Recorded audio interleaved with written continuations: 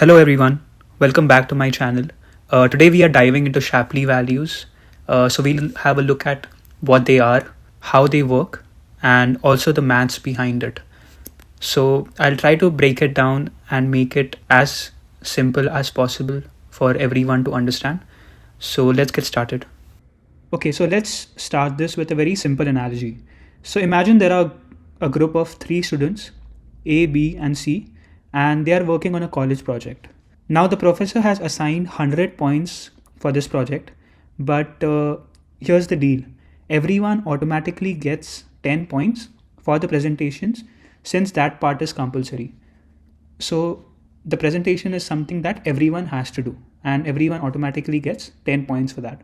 That leaves 70 points for the grabs. And the question is, how do we divide these 70 points fairly among these three participants? Now let's think about the first and probably, the simplest approach. What if we just divide the points equally among the three students?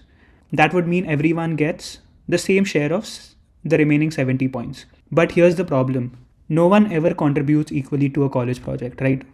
Now, what if we decide to give more points to the person who contributed the most? So in this case, let's just say that was C. And they had the highest contribution to the project. So we allocate the 70 points like this. A gets 10 points, B gets 10 points, and finally C gets 50 points because they have the highest contribution to the project. However, there's a problem with this approach as well.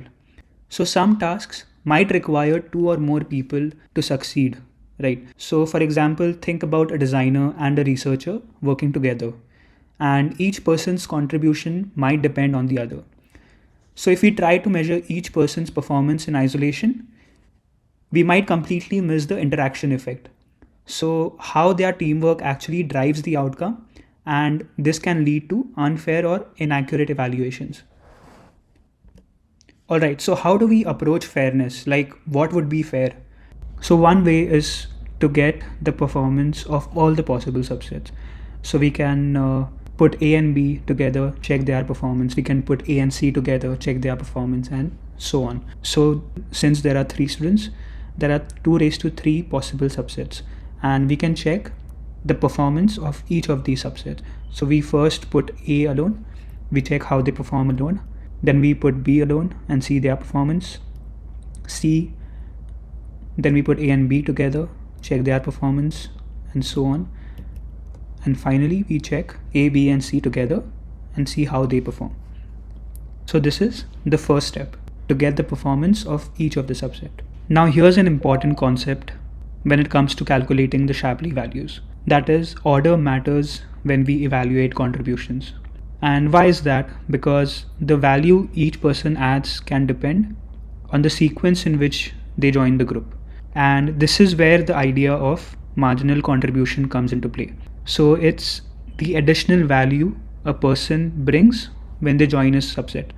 So let's walk through the first permutation. Now there are 6 possible permutations, right? ABC, CBA, BCE, and so on. So first we'll check the permutation ABC. So we start with A working alone, and the output here is the output of A, that is how they perform in isolation, minus the base value. And since the presentation is mandatory, we subtract the base value, that is the points for the presentation. So A's marginal contribution becomes OA minus the base value. Next, B joins the group. So now we have A and B working together. And the way we calculate B's marginal contribution is the difference between the output of A and B working together minus the output of A. So that gives us how much B contributed in this particular group. Finally, C joins the group.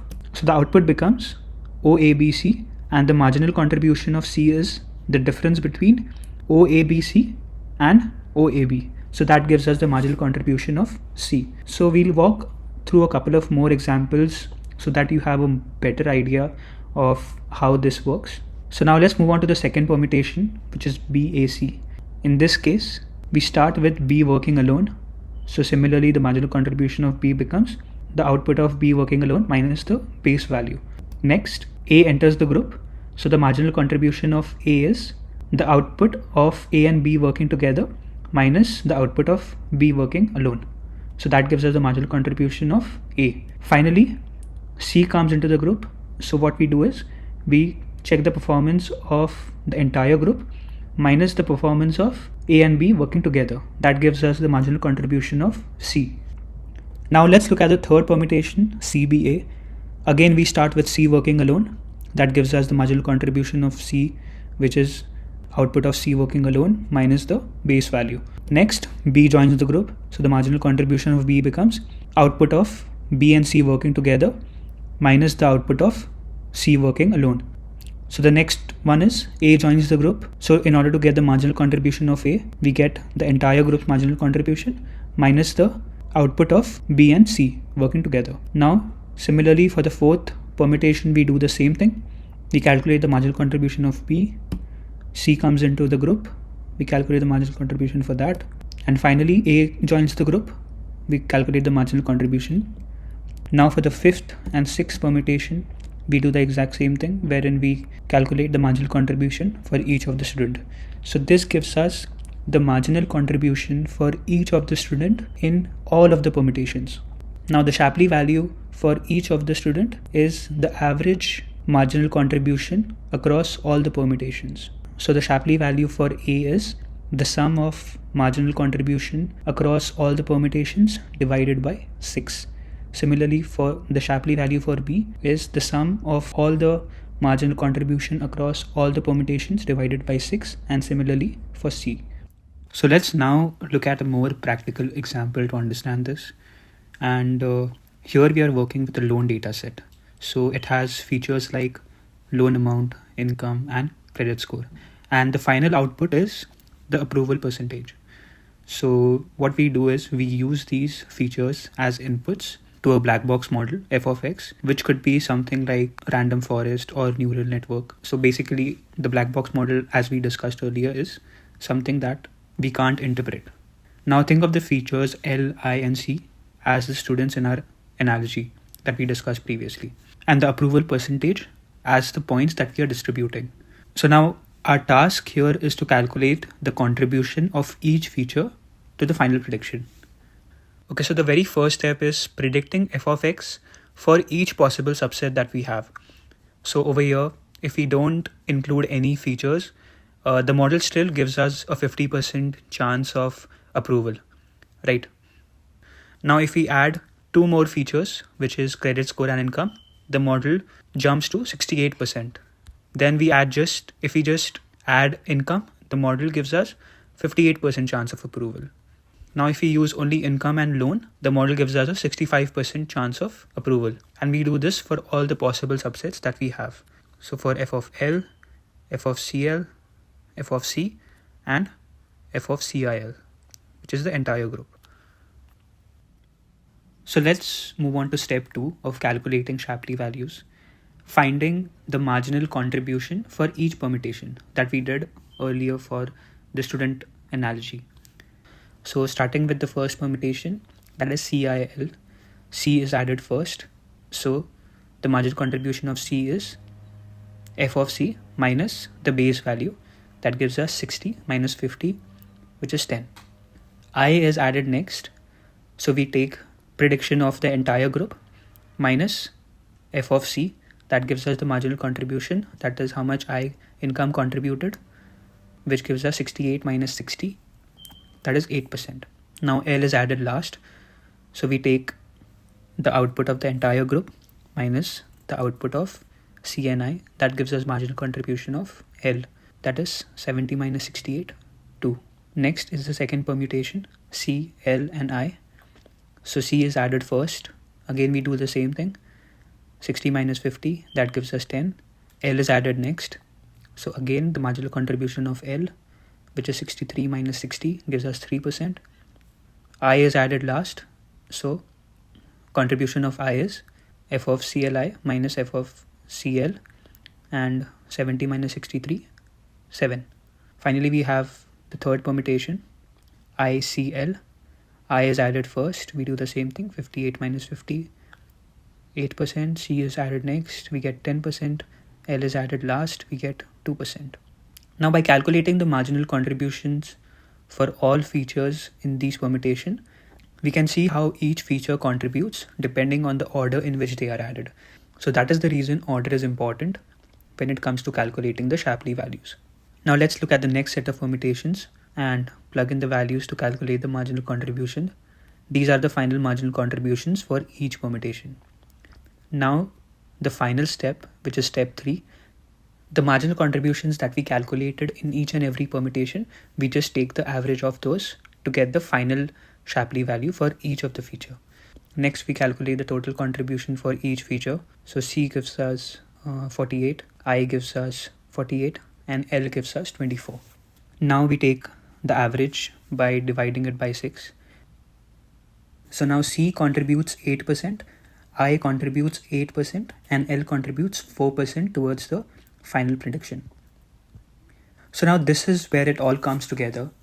Using the Shapley values, we can actually break down the prediction into its individual contributions. So now we can clearly see how much each feature contributed towards the 70% prediction that the model predicted. So we start with the general formula for the prediction. So prediction of 70 is equal to, we take the base plus the contribution of loan amount plus the contribution of income plus the contribution of credit score. So we know that the base is 50, the contribution of loan amount is 4, the contribution of income is 8, and the contribution of credit score is 8. So you can see that adding these together gives us the final prediction of 70%, which matches the model's output. So this approach lets us clearly see how much each feature contributed to the final prediction. So we have successfully converted a black box model in which we did not know how much each feature contributed towards the final prediction to a white box model, G, where we can clearly see how much each feature contributed. Now let's talk about some key principles or properties that make Shapley values so useful. And the first one is missingness. Now, say for instance, if a feature is not used in the model at all, it doesn't affect the prediction. So then the Shapley value of that feature should be 0. For example, imagine our model only uses income and loan amount to make a prediction and we get an output of 65. So now since credit score wasn't used at all, its Shapley value is assigned as 0 because it did not contribute towards the prediction. The next is consistency. So this one ensures fairness when the model changes.